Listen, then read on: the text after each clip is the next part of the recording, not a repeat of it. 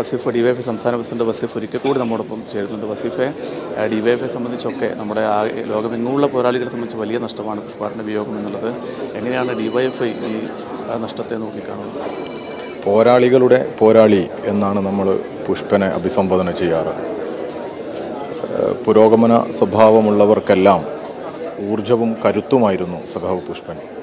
അദ്ദേഹം വെടിയേറ്റ് ഈ 30 വർഷത്തോളം ഇങ്ങനെ ജീവിച്ചത് തന്നെ ഒരു അത്ഭുതമായിരുന്നു. അദ്ദേഹത്തിൻ്റെ ജീവിതം സത്യത്തിൽ ഓരോ രാഷ്ട്രീയ വിദ്യാർത്ഥികൾക്കും പൊതുപ്രവർത്തകർക്കുമെല്ലാം ഒരു പാഠപുസ്തകമാണ്.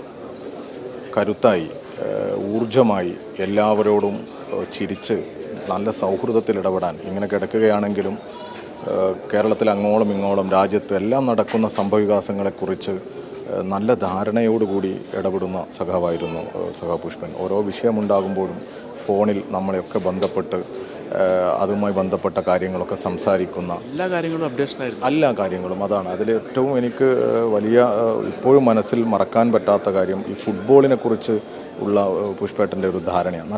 നന്നായി ഫുട്ബോൾ കാണുകയും അതിൽ അഭിപ്രായം പറയുകയും ഒക്കെ ചെയ്യുന്ന സഖാവായിരുന്നു.